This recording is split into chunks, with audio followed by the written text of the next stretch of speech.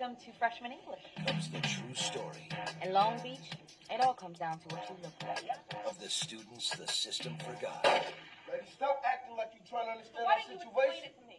And the one teacher. Everyone has their own story, and it's important for you to tell your own story. The world will always remember. She told us we have something to say to people. We mattered. Freedom Riders, rated PG-13. Gee, haven't heard a movie like this before. I mean, there clearly wasn't any movies like Dead Poets Society or Dangerous Minds that had very much literally the same plot overall. No, this is refreshing and new, clearly. But believe it or not, this actually is probably one of the better movies to be dumped in the month of January when you really look at it. But, you have Hilary Swank starring as a young teacher in a racially divided Los Angeles school who inspires her class of at-risk students deemed incapable of learning to learn tolerance, apply themselves, and pursue education beyond high school. Yeah, like I said, we've seen this movie done to death so many times before in the past. It's nothing new. It's literally nothing that we haven't seen done before time and time again in much better movies. But, like I said before, to their credit, this was actually not that bad, and I think it works mostly because of the acting involved in the movie. Where it really sticks out mostly is the performances, especially by Hilary Swank and also this young group of unknowns that they have in here. Plus, you got a lot of good seasoned talents in here. Scott Glenn, Melda Staunton, Patrick Dempsey, Pat Carroll, of course, from the, prolific voice actors from The Little Mermaid. He's done a ton of other stuff as well. But, I mean, just a really good cast overall in here, and it's them that carries the movie together. It's them that gives this movie this elevated element to it that makes it a lot better than you probably think it would be. I mean, this is a film that could have easily just been a cliched, riddled, predictable mess of a film that just is just there to get a quick buck out of you, which at times it is, but at the same time, it does a very good job of delivering a lot of really strong performances and a good message overall about, let's have this, here's an argument for actually listening to teenagers, and not in the way that we've seen done before with stuff like Dangerous Minds or Dead Poets Society or many of the other movies very similar to this, like Lean on Me, type that stuff. In fact, this is probably as close to something like Lean on Me than you probably would get in a long, long time. It's a movie that is, I think, a lot better than people have made it out to be, but, I mean, yeah, it's not a great movie per se, but it's a lot better than I think I give it credit for. I think it is a much better movie in terms of what they give you towards what is in the long run here, and not just it's just not another typical, been there, done that type of storyline here. It benefits from having a great cast that can really make this material get elevated to another level, and I think it works very well on those levels. Just know what you're going in for here, but know that you're going to get some really good performances out of it overall to make it a film that is actually a lot better than I think people let on overall. I think it's a much better film than most people thought it was. It was a lot better than I thought it was going to be overall, and yeah, it's a good movie. Not a great movie, but for a one-time watch, I think it's worth it. So yeah, there's at least one decent film this weekend. The rest, not so much. Case in point, our next movie, Happily Never After. Happy endings. So yesterday. What would happen if the evil stepmother won? I kind of go for these evil women. The girl didn't get the prince. Where did that maiden go? Oh, maiden! And the bad guys had the last laugh. I stole a baby! That's about as evil as it gets! From the producer of Shrek and Shrek 2. I will save you! He's charging. He fell off. Happily Never After. The ending is just the beginning. Rated PG. Considers January 5th. From the same studio that gave us Valiant, by the way, this is Vanguard Animation. They saw how successful Hoodwink was the year before, and of course they got one of the producers of Shrek and Shrek 2 involved in here, and they thought, we've got it. We're sold on this movie. It's going to sell to millions of people. I mean, we're going to come out on the first weekend of the new year. I mean, who cares about all the other family films that came out before during the holiday season? No, we're the top shit this weekend, and you are shit, but not the top shit. But as you can tell from the trailer, as the story begins, an alliance of evil fairy tale doers led by Frida looks to take over fairy tale land and take control of. But when Ella, Cinderella, played by Sarah Michelle Gellar, realizes her own evil stepmother is out to ruin her storybook existence, she takes a dramatic turn and blossoms into the leader of a resistance effort. If you want to see a movie where Cinderella's evil stepmother is basically screwing her over, just watch Cinderella 3.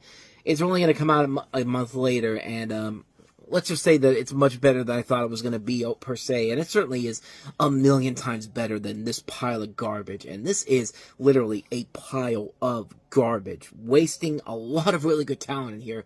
Sarah Michelle Gellar, Freddie Prinze Jr., Patrick Warburton, Wallace Shawn, Andy Dick, George Carlin, Sigourney Weaver, of course, voice acting legends like John DiMaggio, Tom Kenny, Rob Paulson, Kat Susi, and it's just doing it with such a lousy script that is just taking everything from the Shrek movies and hoodwink and saying, wait, we can do the same thing with this, and no, you can't. You need a good story. You need a good sense of humor, and you can't just copy Shrek and think you're going to do the exact same thing that they did there and made more successful.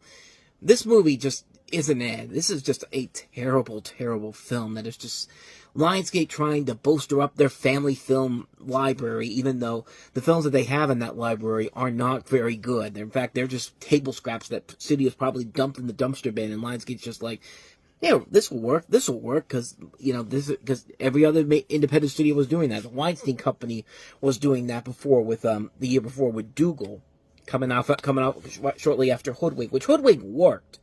Dougal did not, and Dougal didn't work for obvious reasons. This one doesn't work because it's just a ripoff of Shrek and Hoodwink, two much better films. And yeah, this is just not a good movie. The comedy isn't funny, the animation looks terrible, it's a waste of a really good voice cast, it's a mess. It's a mess of a film. The fact that people went to go see this movie and were duped by it just baffles me, but yeah. Not much more to say about this one, except, yeah, this is a pile of garbage movie that you should not see. Which I can also say for our last film that we have here, codenamed The Cleaner. His code name is the Cleaner. He's been trained for action. Not this much action. Oh, hell no. On January 5th, catch the one agent everyone's after. Is that a gun? Is it all coming back to you now? Cedric the Entertainer. I'm a master. It takes years of training to do what I do.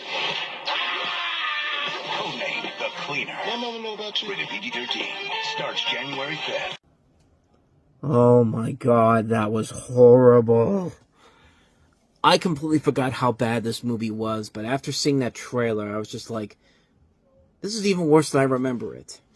So, Cedric the Entertainer plays Jake, who awakens one morning in a strange hotel room. He finds himself in a bit of a predicament. There's a corpse in his bed and a briefcase full of cash. Not only that, but he cannot remember who he is or how he got there. He meets a waitress played by Lucy Liu, who tells him he's a janitor at a video game company and that she is his girlfriend. But Jake believes he's an undercover agent for the CIA, and he tries to figure out the truth. Jake vaguely remembers a scene with a fight with several agents at his side. This vague memory leads him to believe that he's an undercover agent.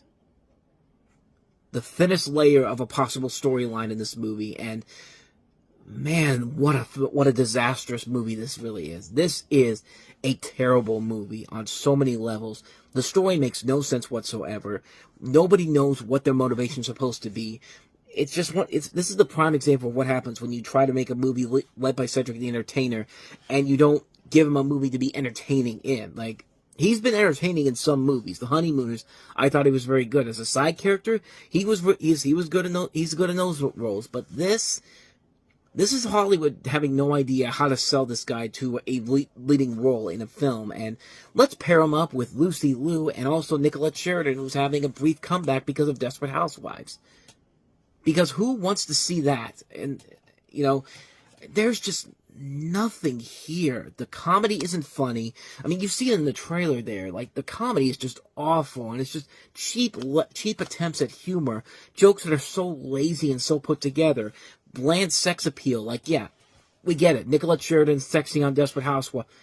Let's just have her in some sexy lingerie. If you even want to call it sexy lingerie, but even then, that's not going to save the movie in general. Let's waste the talents of all these people involved in here. Let's have some really lazy action sequences because we don't have the budget to go all in and make this a much more fun movie in general. No, we can't do that at all because we're just making this movie because people will be stupid enough to go see it, and luckily, people were not stupid enough to go see this movie. As the thing crashed and burned at the box office, yeah, you can make the excuse that it was dumped in the month of January, but any other time of the year, this thing would have been completely destroyed by whatever competition came out.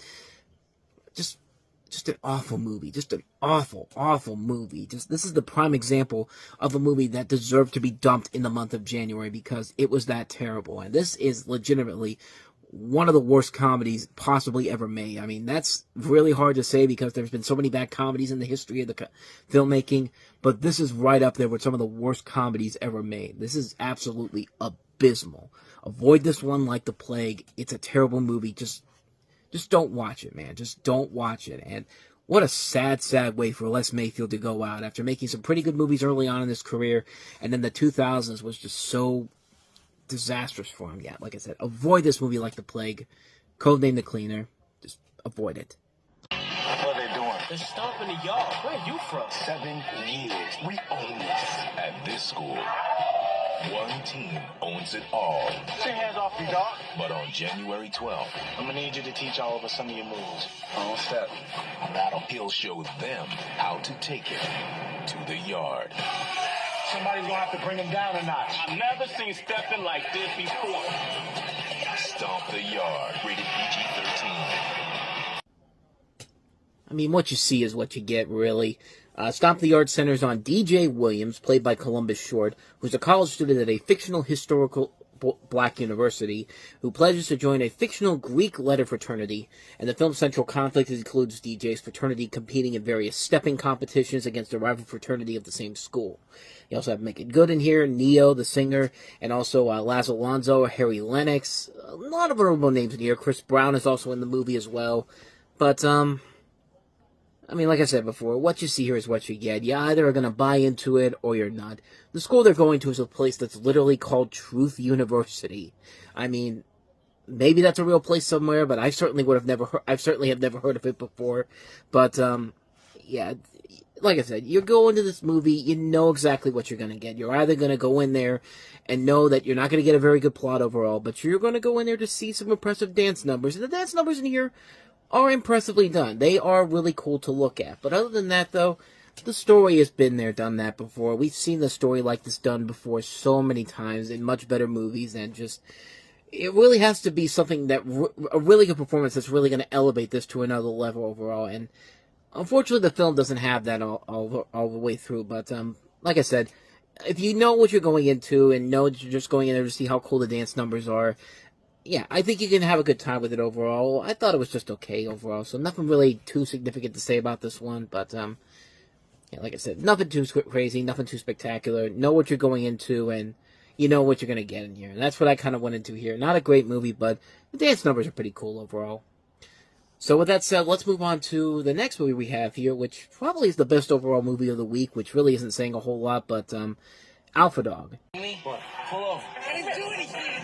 Kid's older brother owes money, and Johnny's holding it until he gets paid. So you're like ransom or something. That's hot.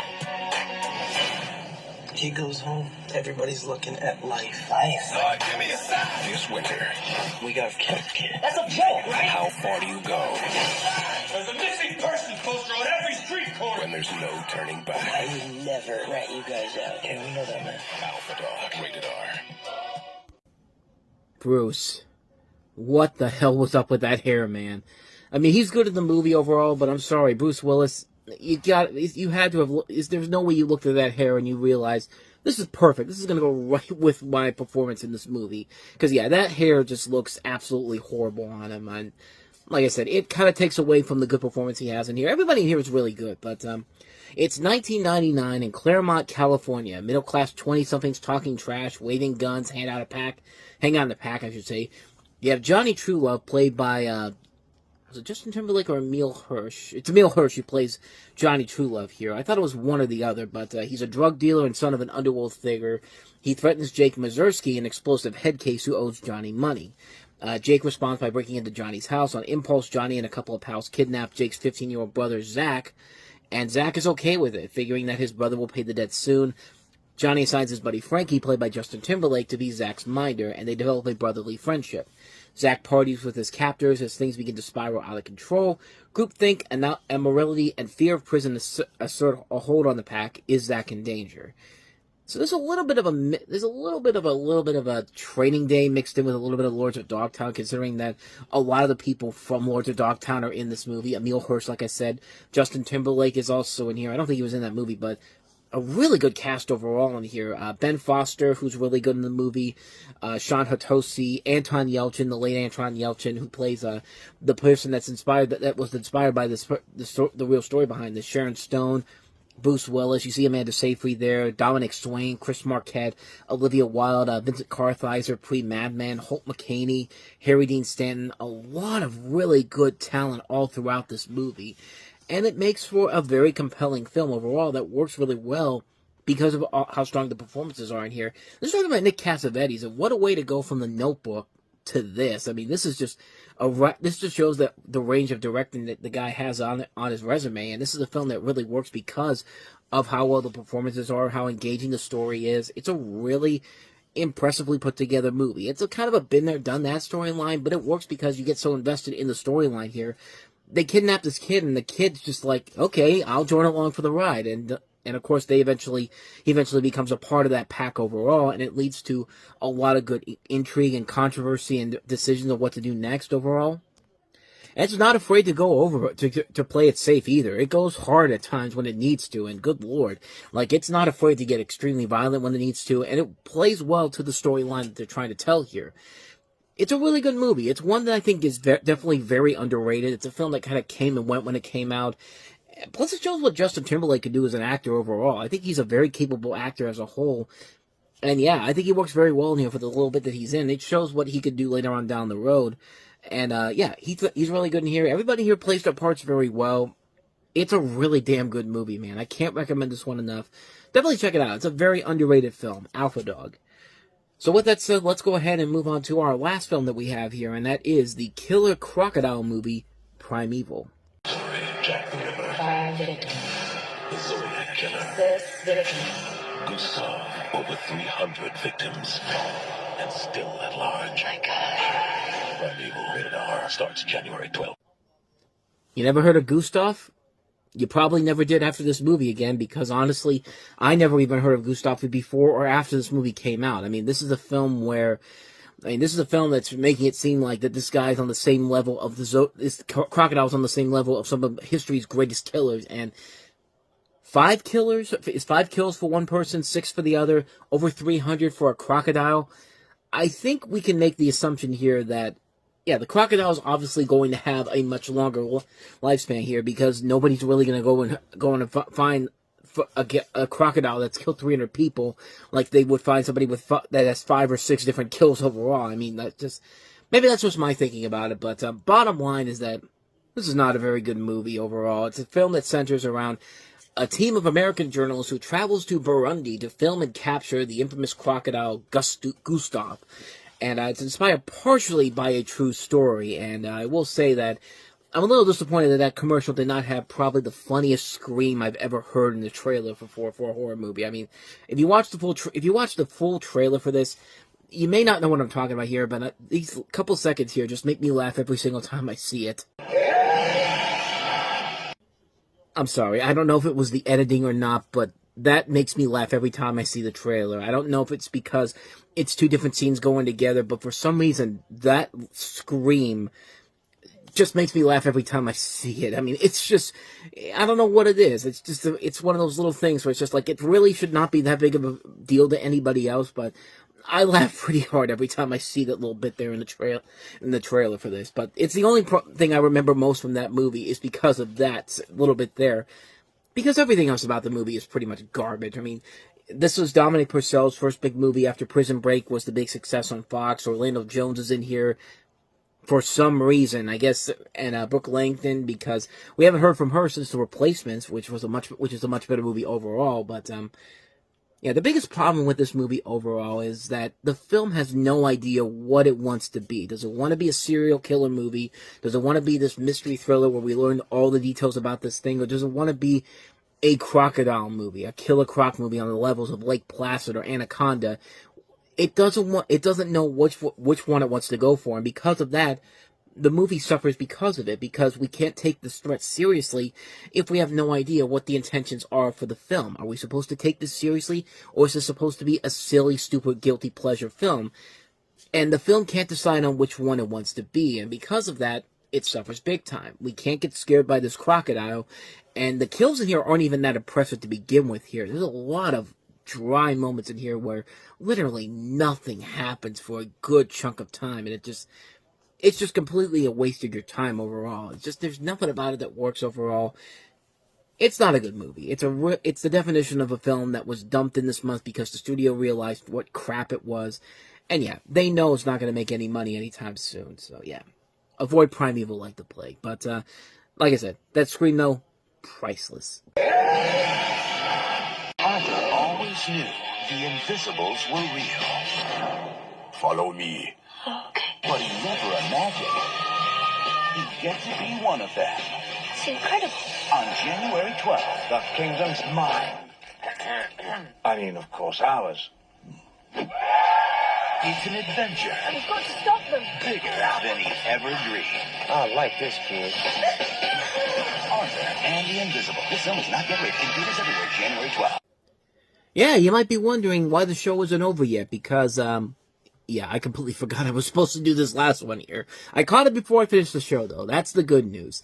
The bad news is, this movie really is not worth your time whatsoever. Of course, I'm talking about, Luc Besson's Arthur and the Invisibles, which, I mean, this is his opportunity to show what he can do outside of his normal genre, and, he did it. That's what I'll give him credit for. But you see Freddie Highmore there as Arthur, who's a spirited 10-year-old boy whose parents are away looking for work. And his eccentric grandfather has been missing for several years, and he lives with his grandmother in a country house that in 2 days will be repossessed, torn down and turned into a block of flats, unless Arthur's grandfather returns to sign some papers and pay off the family debt. A lot going on in that one sentence alone, but Arthur discovers that the key to success lies in his own descent into the land of the Minimoys, creatures no larger than a tooth, with whom his grandfather helped relocate to their garden. Somewhere among them is a pile of rubies, too. Can Arthur be of stout heart and save the day? Romance beckons as well as the villain lurks, and the villain played by David Bowie. And he's not the only major star in the movie. Freddie Highmore's not the only one there. We've got stars across the board here. Mia Farrow's in here, Adam LaFerre, Madonna's in here, Robert De Niro, you hear Snoop Dogg there a little bit, Chaz Palminteri, Jimmy Fallon. I mean, there's just so much going on in this movie, and it's just, yeah, it's trying to be a new James and the Giant Peach overall, and that's just by the way, that's just the regular version of the film, the Weinstein Company version, because, you know, Weinstein Company was also behind Miramax's Completion Bond Company, so they said, let's bring in more stars as well. Not just the names ones we mentioned before, but let's add in Jason Bateman, let's add in Emilio Estevez, Harvey Keitel, the Cordrys, Rob and Nate, Eric Persullivan from Malcolm in the Middle, Anthony Anderson. I mean, just so many people in this movie, and yeah, just like with most of the Completion Bond movies from the Miramax back in the 90s, this is a film that is really not that good. Like I said, it was trying to be a new James and the Giant Peach, and it just fails miserably to do that, because James and the Giant Peach was a very ambitious movie, and while it wasn't as good as Nightmare Before Christmas was, it was still doing a lot more than anything in this movie. These creatures in here look absolutely disgusting. The CG on them is absolutely abysmal.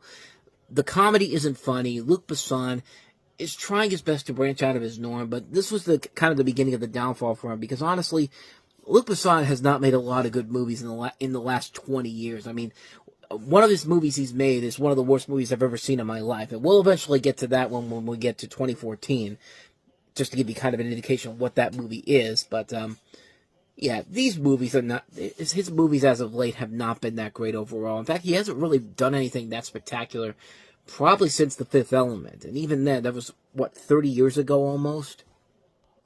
Now, granted, that's just as a director. I mean, as a producer, he's done the Transporter movies, which are fun. The first Taken movie's great. Everyone after that, not so much. But, yeah, he has produced and written a lot of good stuff, but as a director, not so much. And this was his attempt to branch out to something different, and he made all three of these movies really thinking that he had something, and it just wasn't there. It's just a bland movie that's trying to be something that's so much besides something that's so much better, like James and the Giant Peach, and just, yeah, it just doesn't work. So yeah, I'd say skip Arthur and the Invisibles overall. Just both versions, honestly, not just the regular version, but not just the YC version, but the original version as well. Because let's be honest, neither one of them is that good. So yeah, avoid Arthur and the Invisibles like the plague. All your life, you were told not to pick up strangers. You might give me a ride? Yeah, okay. On January 19th, Strangers think I'm trustworthy, aren't you? you'll find out why.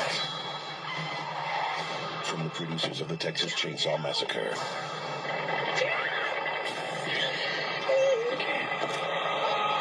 The Hitcher. Rated R. Okay, your first mistake was trusting Sean Bean of all people. That should have been your first sign that, yeah, you should not trust this guy whatsoever. But much like the original The Hitcher, this movie has these two college students, played by Zachary Kingston and Sophie Bush, giving a ride to a hitchhiker played by Sean Bean. And while in the car, the stranger proves to be a psychopath, threatening the young couple with a knife. But Jim succeeds to throw him out of the car on the road.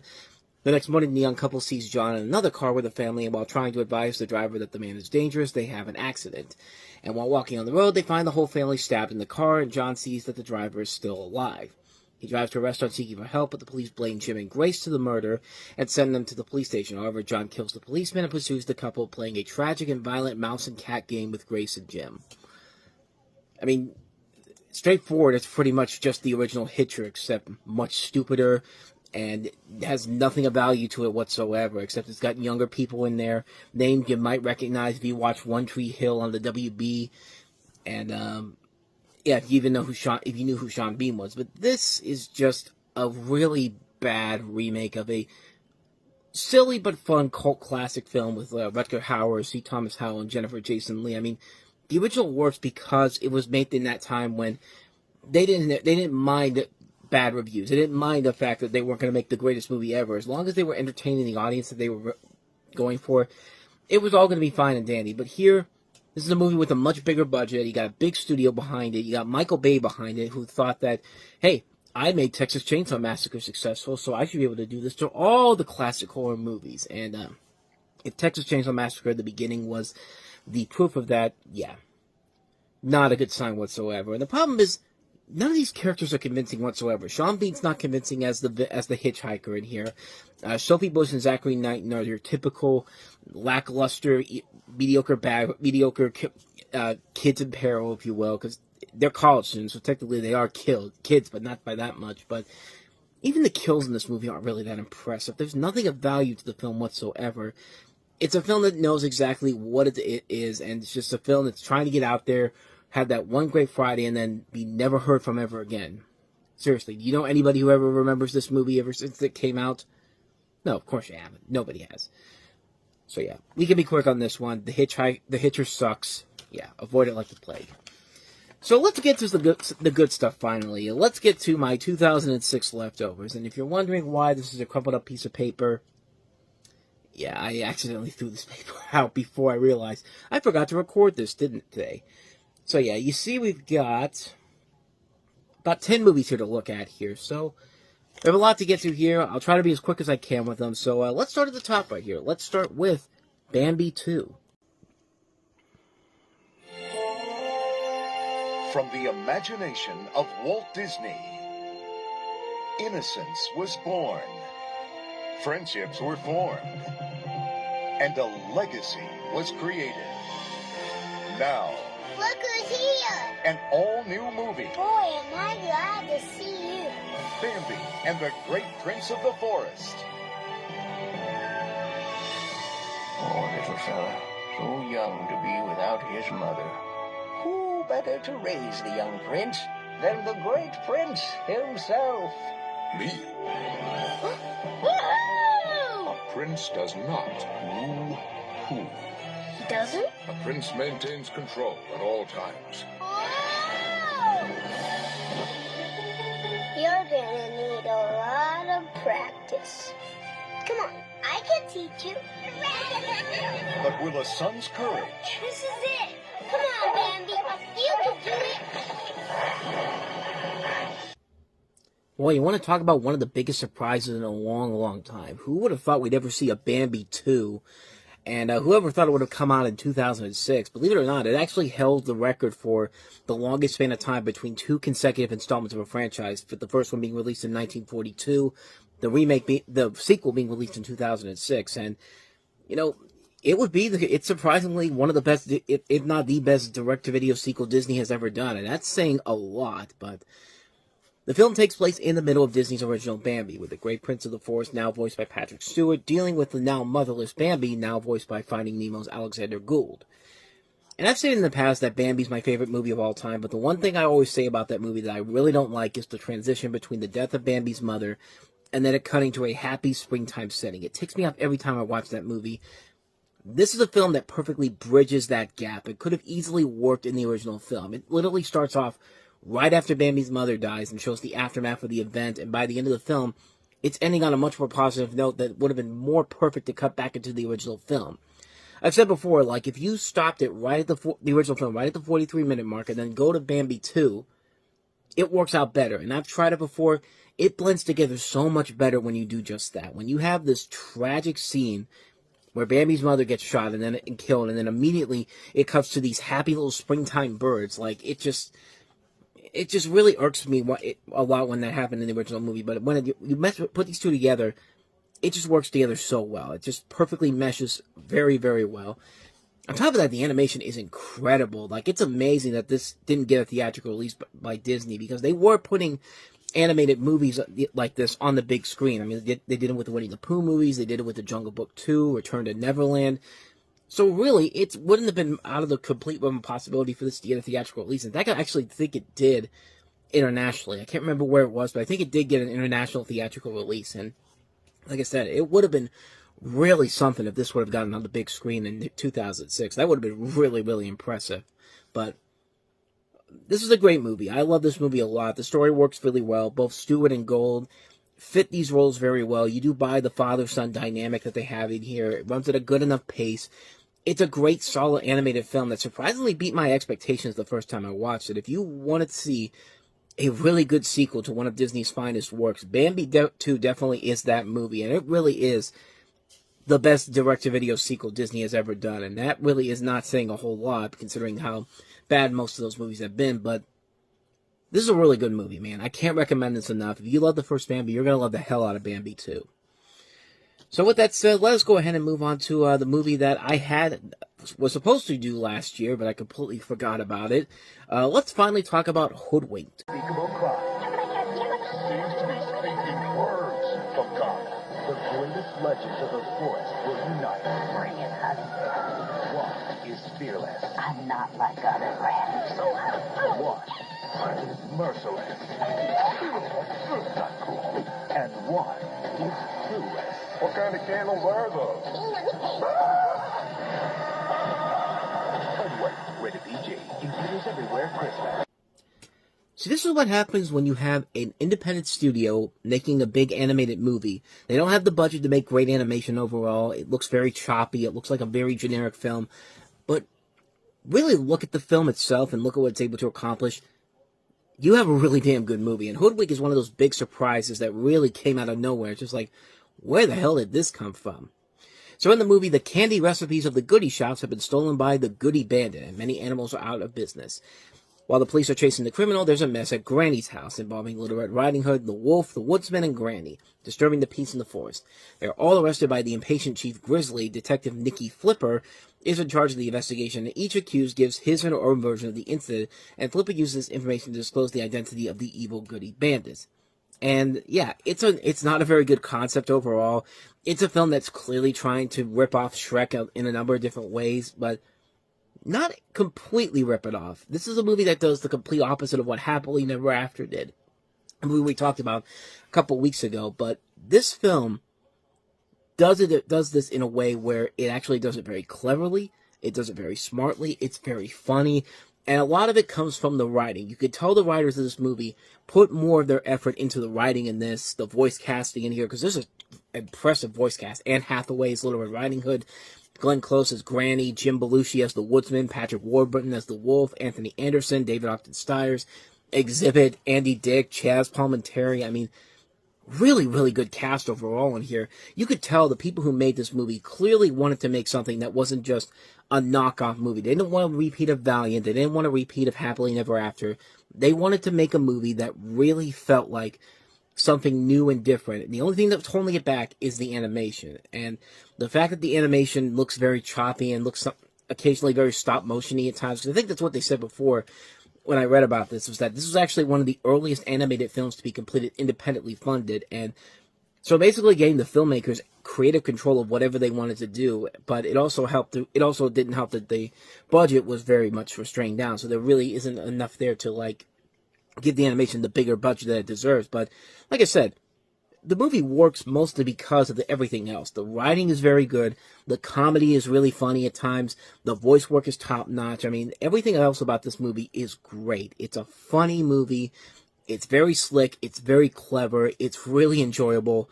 It is one of the biggest surprises I've seen in a long, long time. And Hoodwink was one of those lightning-in-a-bottle moments for the Weinstein Company. They picked it up, became a massive hit, and unfortunately, every other family film they had at that following this, almost all of them, did not pan out well, and most of them were pretty terrible.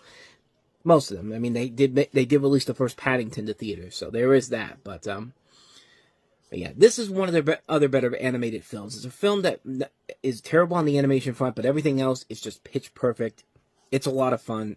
What more can you say? Hoodwink is really enjoyable. Definitely give it a watch. So, with that said, let's move on to our next movie. The first of a series of films that introduced a series of new stars to the world. High School Musical. For the East High Wildcats, we are days away from our biggest game of the year. Basketball is everything. Wildcats! You are so dedicated. But when their star player steps off the court Any last minute sign up? I'd like to audition, Miss Darbus. and onto center stage, I'll sing with her. We're soaring, flying. he'll show the entire school there's something to sing about. Is this some kind of joke? You're the team leader, not a singer. Did you ever think maybe I could be both? We're breaking free. Soaring, flying. Our team is coming apart because of your singing thing. Disney Channel proudly presents a new original musical with the sweet life of Zack and Cody's Ashley Tisdale, Zac Efron, Vanessa Ann Hudgens, and Lucas Grevio. High School Musical. Yep, this is where it all began. Zac Efron stars as a student, Troy Bolton, who's the captain of the high school basketball team, and Gabriela Montez, played by Vanessa Hudgens, is an academically gifted transfer student who together audition for the lead roles in their school musical, causing division among the school's cliques. And really, you can kind of see what this movie originally was. It was nothing but a Disney Channel original movie, and then all of a sudden, it just took off. I mean, when it first premiered, it had the biggest ratings for Disney Channel in their history for an original movie. 7.5 million viewers, which I don't know what happened. I don't know what it was, but people just really clicked onto this, and it eventually just became the first real big franchise for Disney Channel's original movies. Like, this is the one that really took off in terms of, like, it's not only was the movie a success, the soundtrack was a big success. These stars would later go on to bigger things. Of course, Vanessa Hudgens, Ashley Tisdale, Zac Efron, Allison Reed. You know, just a lot of good big names that started with this particular movie here. And the movie itself really is nothing special per se. It is what you think it is. It's a movie that's very much a similarity to Romeo and Juliet. The songs themselves are good. They're the things that carry the movie overall. And yeah, it's a movie that clearly wasn't made for somebody like me. I was 17 when this came out, so it was, even when I was 17, this was still something that just wasn't up my alley. But watching it over 20 years later, I'll give it this. It does deliver what it promises, and you do buy the chemistry between Zac Efron and Vanessa Hudgens. You do believe that they could fall in love with each other, and they're committed to this musical that they're involved in. And yeah, the songs have gotten better over time. The characters are stock characters, but again, that's what this movie is. It's a movie that is clearly made for a target audience. And for someone like me, it was not made for me, but I can appreciate what it was trying to do for the target audience. And yeah, it's fine for what it is, but like I said, it's not up my alley overall.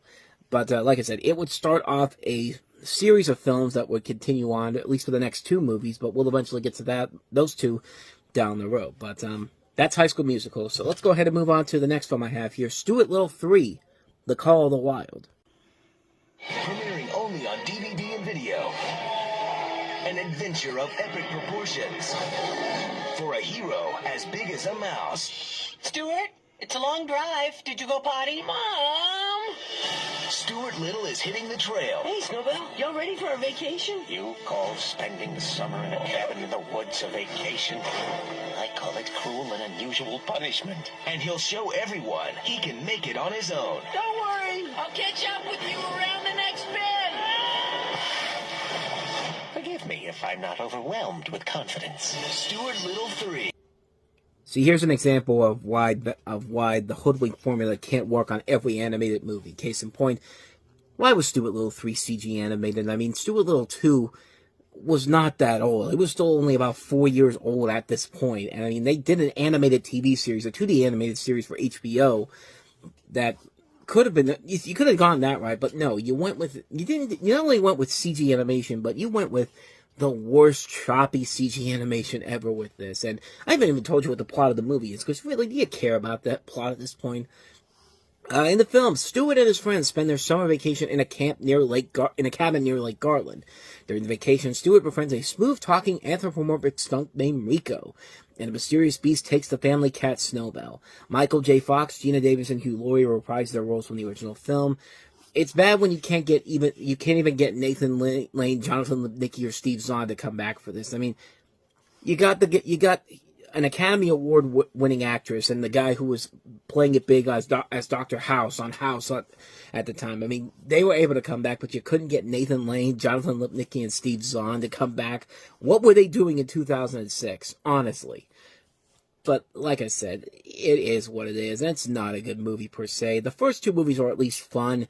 They're good live-action movies. They do a good job of creating a universe with these characters that you want to get behind, but you could just tell this movie was chopped and made up for a quick cash grab. The CG looked terrible. The writing isn't that sharp. The new characters aren't that great either. What do you want me to say, man? It's a mess of a film. Just avoid it. Avoid it like the plague, so... we'll get back to some more bad direct-to-video movies in just a little bit here, but let's talk about Michael Keaton in Game 6.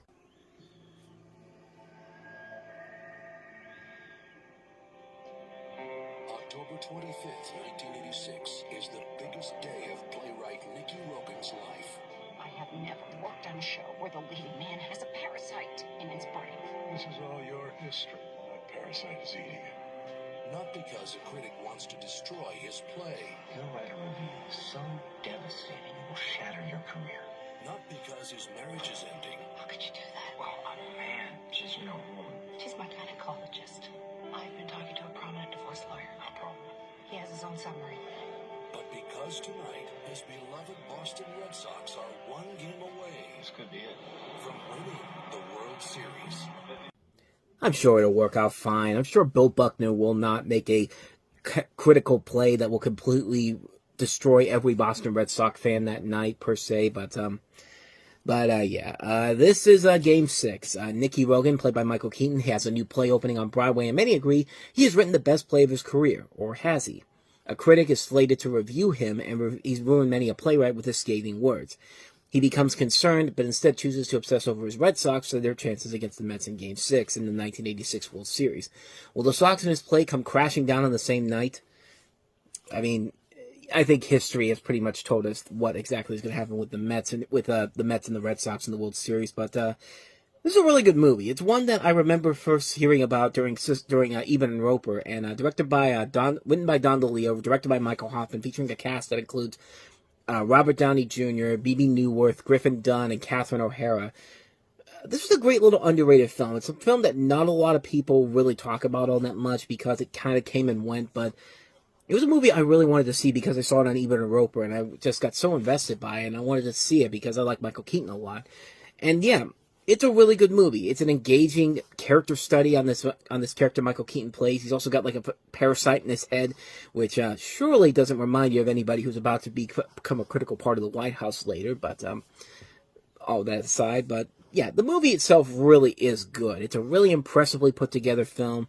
It does a good job of mixing in real life with the 1986 World Series with this guy's with this written character storyline going on here. And it's really impressively done. It's a really good film. Michael Keaton is fantastic in the movie, showing what he can still do even after all these years. Everything about the movie just works. It's a really good film, a good mix of comedy and drama, a really great little underrated gem that most of you probably have never heard of, but I highly recommend checking it out. Game 6 really is definitely worth it. Definitely check it out. So with that said, let's get back to some more bad direct-to-DVD movies. Here's Dr. Dolittle 3, not starring Eddie Murphy. There's a new Doolittle in town. I know what you're going through. So, animals try to get you 24/7? She's got the power. What do you think, Lucky? I was thinking something, furrier. They've got the attitude. Was it funny to you, pork chop? When they talk, Tell me where it hurts. okay, I'm ready. She listens. Give it back, you boys! It's yours, Don't steal candy from fat kids. Dr. Dolittle 3. But hey, we got Kyla Pratt in it. I mean, I like her on the Proud Family. I think she's a really good actress. Bottom line, she doesn't help the movie at all. Not because it's not her fault. It's just the movie itself is not that great. Dr. Dolittle 3. This is the film that features Maya Doolittle, played by Pratt, who can't fit in at school because of her special gift of being able to talk to animals, so her mother sends her to a ranch to find herself. But at first, all she can find is lots of hard work. Oh, noes.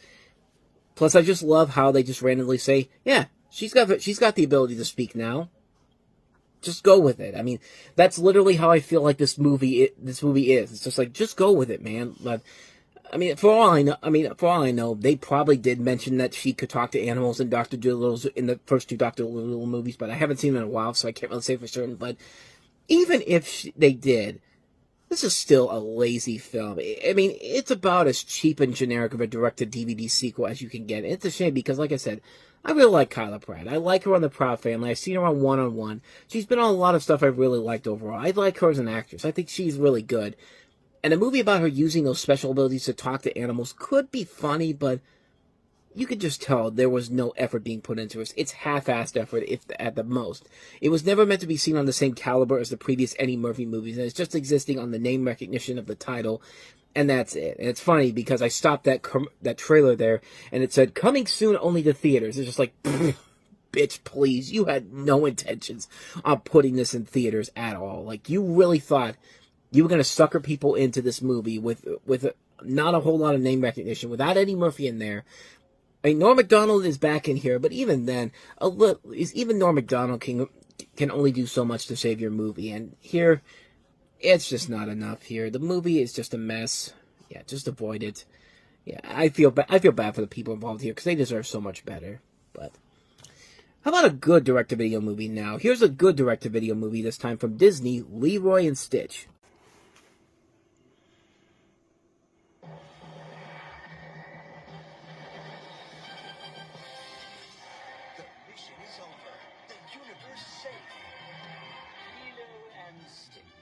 Successfully captured all 625 of Jumbo's genetic experiments, turned them from bad to good, and found each a place where it can belong. It's time for good friends to say goodbye. You belong out in space. I'll miss you too. Now a new evil experiment will bring them back together. Something masterfully diabolical, hideously ugly, and incredibly stinky.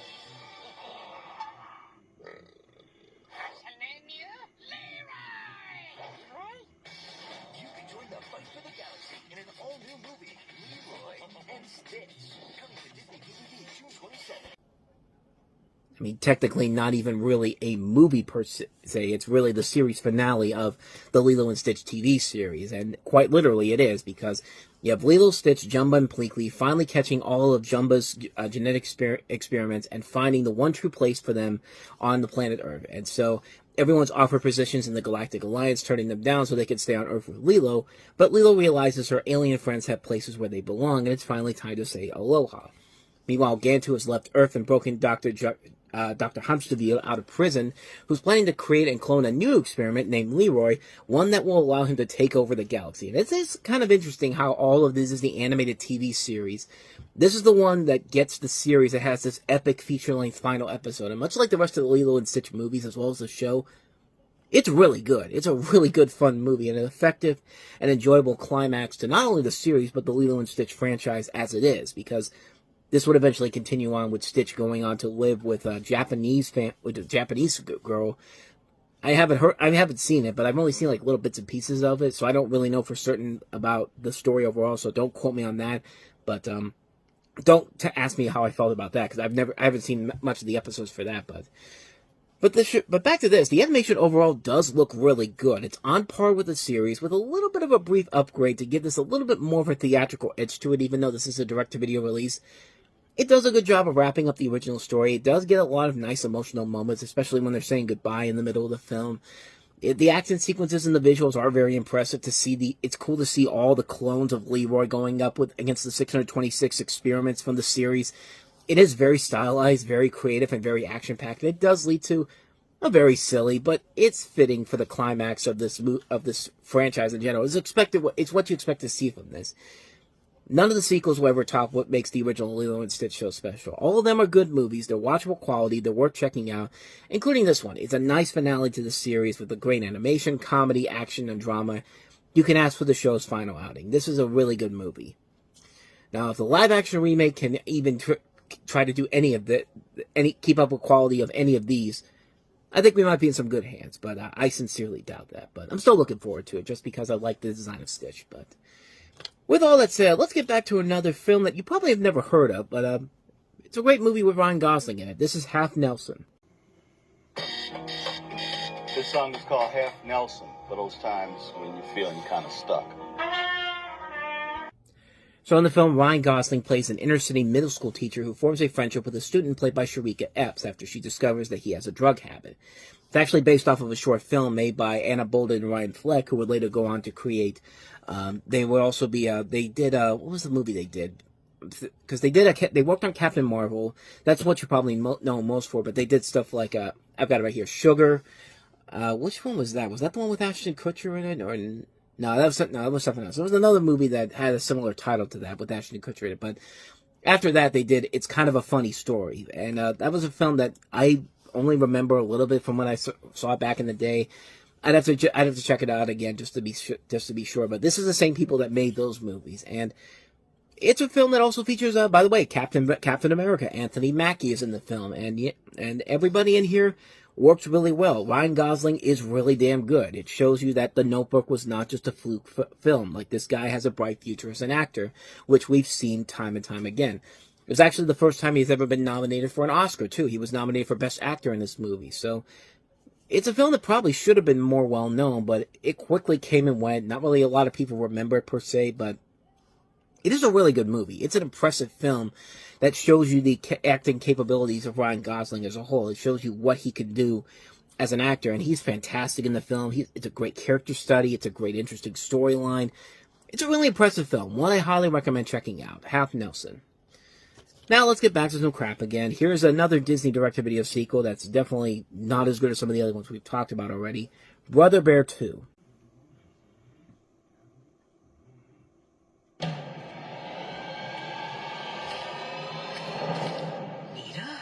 Kenai? So who's Nita? She's the girl I used to know. Who needs girls? The Legend of Brother Bear continues in an all-new movie. And these guys... How's it going, eh? Beauty, eh? Still don't have a clue. It's that time of year, eh? Spring fever. Yeah, you know, like the birds. Yeah, and the bees. And the moosettes. Bye! We gotta go work out. Yeah, gotta keep these muscles real buff, eh? Come on!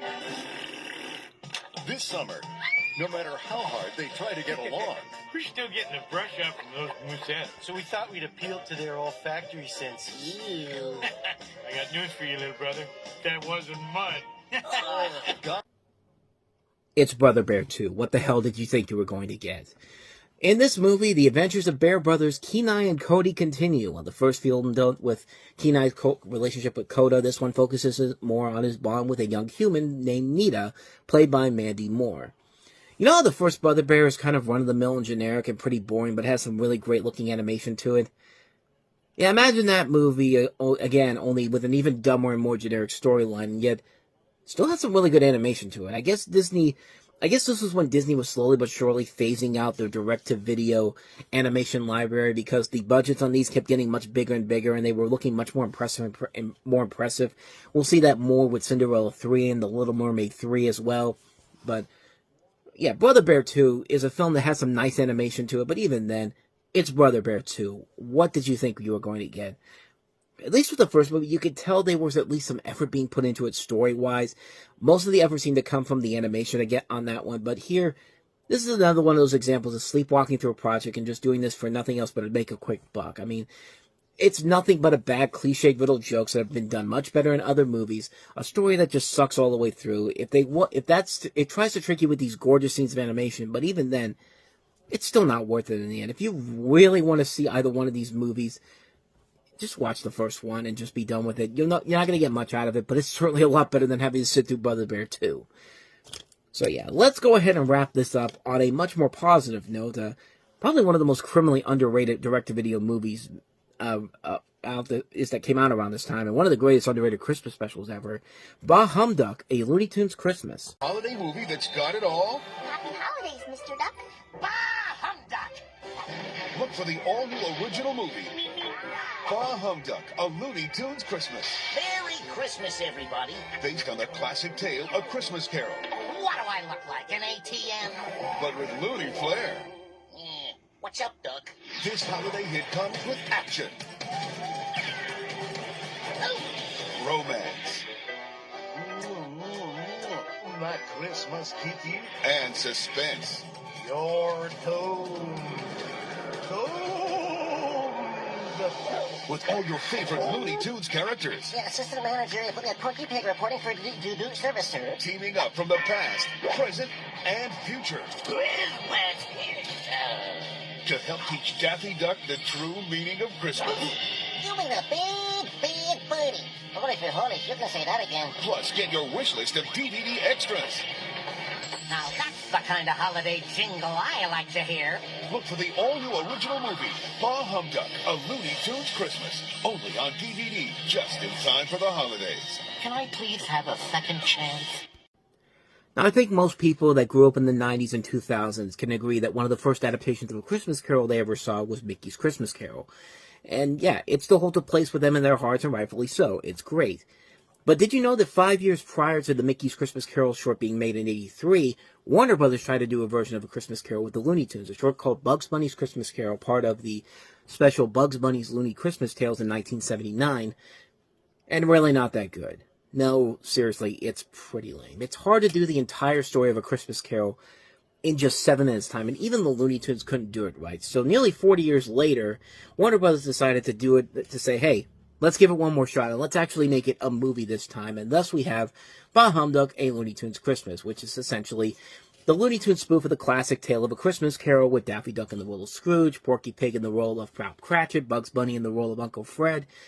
The story is the same as most adaptations, except taking place in modern times, with Daffy owning a Costco/Walmart-like superstore instead of a counting house, and it's not just Porky who gets screwed over by Daffy. It's about half of the Looney Tunes cast that take up the employees of the store that he owns. But other than those changes, it's very much the same story. Daffy gets visited by the 3 Christmas spirits, and by the end of the ordeal, he discovers the true meaning of the holidays. And seeing how Disney took a crack at this over 20 years prior, it's amazing that it took Warner Brothers this long to make a proper Christmas Carol spoof. Yeah, there was that short version they did in the 70s, but like I said, it was way too short. It was only 7 minutes long, and like I said before, you can't really do the whole story of A Christmas Carol in less than 7 minutes. I mean, it's impossible to do just that.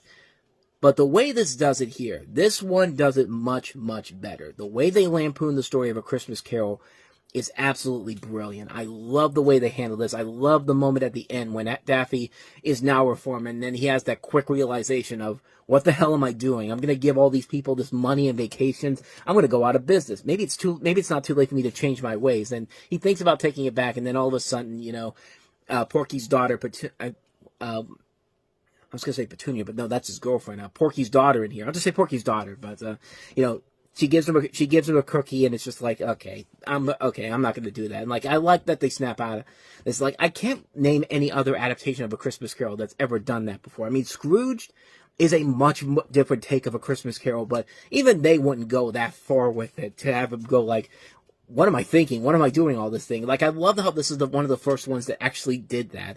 And yeah, this isn't a perfect adaptation. It is not. It's not even a. I mean, yeah, I'll just say that it's not a great adaptation. It's not a perfect adaptation, but it definitely gives the Looney Tunes a much better retelling of A Christmas Carol than Looney Christmas Tales did. And this has a really good voice cast, mixing in the current cast of the Looney Tunes with Joe Alasky, who does a lot of the voices who did a lot of voices back then, along with Billy West as the voice of Bugs Bunny. I mean, there's a good meshing of voice talent all across the board here. The animation is really good, surprisingly.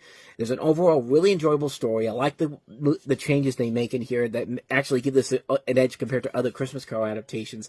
Some really good comedy, and there's even a nice little bit of emotional moments thrown in there, too. It's definitely one that's very much overlooked, and it's definitely a version of Christmas Carol that deserves more than a watch every single year. It's a criminally underrated special. One I highly recommend checking out. We're at the holidays around right now. If you can find it online somewhere, watch it. I don't know if it's on Max right now or if it's on Tubi or somewhere out there. It's out there somewhere, but please go find Bah Humduck. It's definitely worth it. I can't recommend it enough. Bah Humduck, A Looney Tunes Christmas. Last Christmas, a magical world beyond the wardrobe was brought to life. But some doors should never be reopened.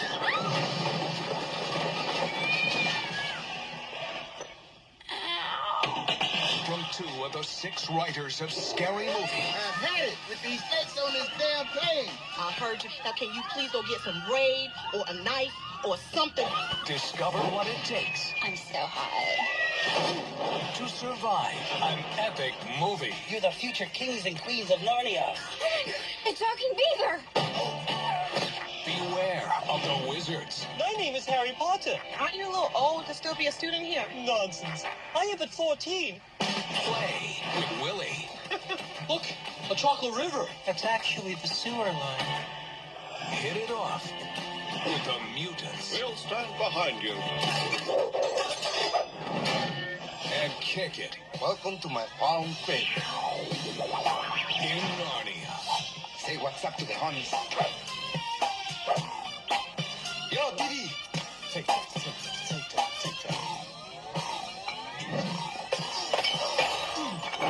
This January, We are the pirates of the Caribbean. Yes, the pirates of the Caribbean.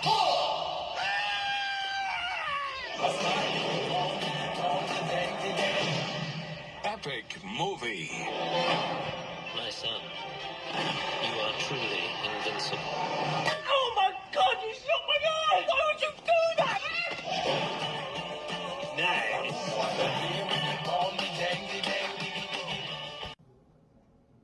We made this the #1 movie in the country.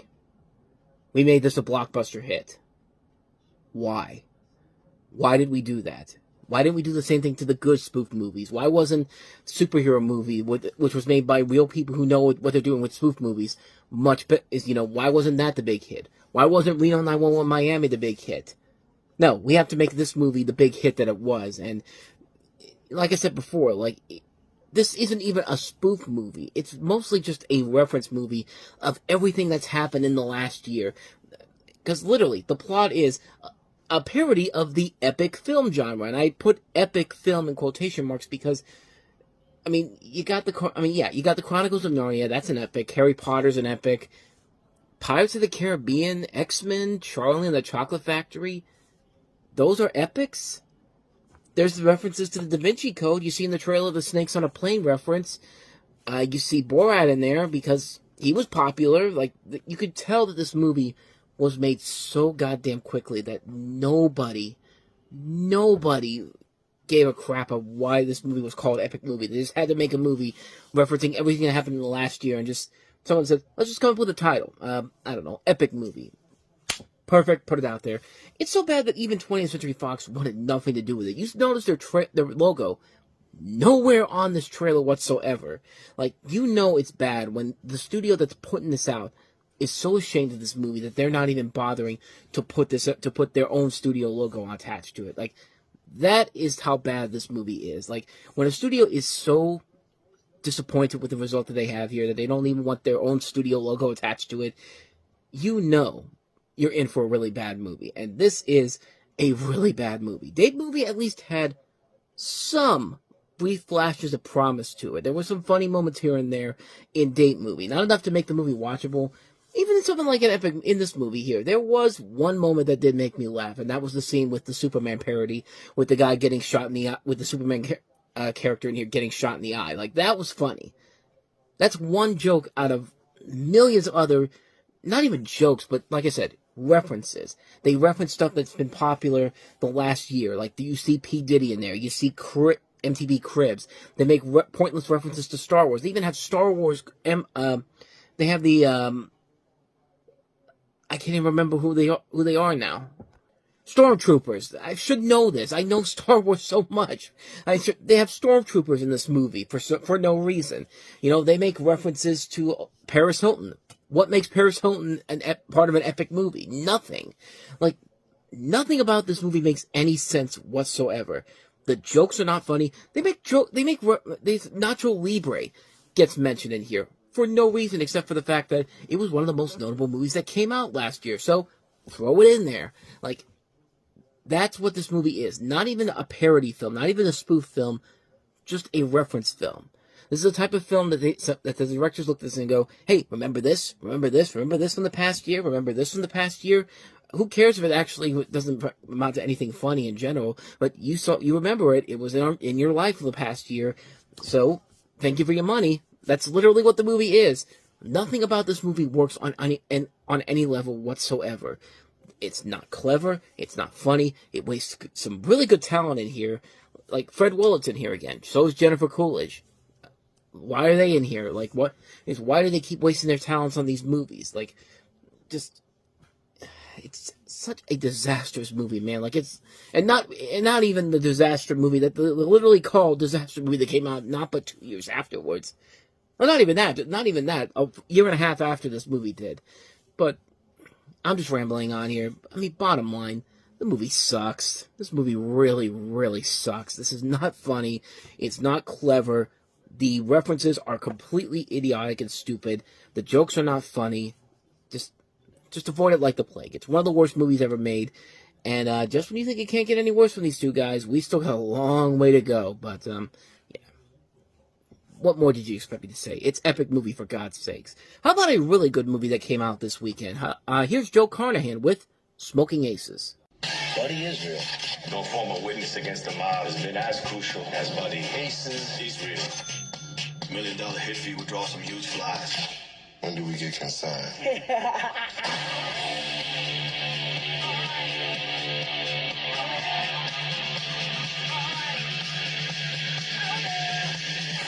What are you trying to say? Smoking Aces, rated R, starts Friday. See, I was the smart one. I actually went to go see this on opening weekend instead of wasting my money on the movie that everyone else went to go see. But this is Smoking Aces, and it centers around the chase for a Las Vegas magician turned mafia informant played by Jeremy Piven, on whom a $1 million bounty is placed. And they have an ensemble cast going after him, including Ryan Reynolds, Ben Affleck, Jason Bateman, Common, Andy Garcia, Alicia Keys, Taraji P. Henson, Ray Liotta, Chris Pine, Matthew Fox. And they're going after this guy to either capture, kill, or protect him. And yeah, this is a really good movie that came out in late January, and it really blew me away at how good it really was. It really opened my eyes to this director, Joe Carnahan, who I had seen beforehand with Narc before this, and then after that he did The A-Team, and he doesn't really get the proper attention he deserves. I think he's a really solid action director overall. I was really waiting to see what he could do next with a bigger budgeted film, and I don't think he's really done anything of noteworthiness. I take that back. He did do The Grey, which was a really good underrated Liam Neeson film, but yeah, everything after that has not been up to the par that it should have been. Like, I really was excited to see what this director was going to do down the road, and he only had a couple of other good movies left, and then unfortunately his films after that not quite as successful overall. Neither was the prequel, the direct-to-video prequel they did with Smoking Aces 2, which came out a couple years later, but this is a really good movie. I like the cast involved in here. You get to see a lot of really good talent in here. Alicia Keys and Common showing what they can do as actors. I think they're really good in here. It's got its style like Quentin Tarantino, and some people were kind of turned off by that, but that's what I appreciated more about it. In fact, honestly, I didn't see Pulp Fiction until well after I saw Smoking Aces. Like, that should tell you something right there. Like, it took me a long time to see Pulp Fiction, and it was this movie right here that really kind of got me to see Pulp Fiction. It's just like, I'm seeing a lot of vibes from Smoking Aces, so maybe I should check this movie out, and that's how I was introduced to Quentin Tarantino as a whole. Yeah, it's a really good movie, man. I really like it a lot. A very underrated film. Definitely check it out. Smoking Aces. So now let's get back to some garbage, why not? Let's take a look at Jennifer Garner and Timothy Olyphant starring in the romantic comedy Catch and Release. 29 when he died, and I loved him. Nice dress. I never got a chance to wear it. It's a girl thing. From the writer of Erin Brockovich, Smile, Catch and Release, rated PG-13. So Jennifer Garner plays a woman who, after her fiancé dies, she seeks comfort in her friends, learning her secrets while falling for his best friend, played by Timothy Olyphant. That's it. That's the entire movie as a whole, and yeah, it's not that great. It's a movie that really is very lackluster. It is not really that enjoyable. It is not a film that is really that exciting or engaging. It's just a bland, boring movie. It's a movie where the purpose is there. You get a reason why the film is trying to exist. You got a really good writer who's making her directorial debut on this, which is Suzanne Grant, who also wrote Erin Brockovich, as the trailer said. But other than that, though, there's really not a whole lot about the movie that makes it worth it in the end. The movie really isn't that enjoyable. The dialogue is not really that great either. This was kind of around the time also when Kevin Smith was trying to branch out. I mean, he had been known for just being the indie director, the indie darling, and then Clerks 2 was the big success, so everybody wanted to get him involved in more things. He was in Live Free or Die Hard later that year, too, for God's sakes. I mean, they really tried their hardest to make him a common household name, and he's fine in here. He plays the comedic best friend. I mean, Garner and Olyphant, they're trying their best to draw off some chemistry, and it's there, but there's just nothing there that really makes this one stand out compared to other movies. This is one that kind of came and went so quickly that I honestly forgot about it after about 2 days after I saw it. Not even that, maybe a day and a half or so, but it's a movie that you watch it, nothing too spectacular about it. It comes and goes, and then you just could immediately forget about it almost instantaneously. Not much more to say about it. Not that good of a movie, so yeah. That's a skip on Catch and Release. And let's go ahead and see if the last film can turn the tide here. And I'm just going to say it won't because, yeah, it's January. What the hell do you think it's going to be? But let's talk about Blood and Chocolate. Everyone has two lives. Whenever I'm with you, I get the feeling you're hiding. The one we choose to show the world, and the one that was never meant to be seen.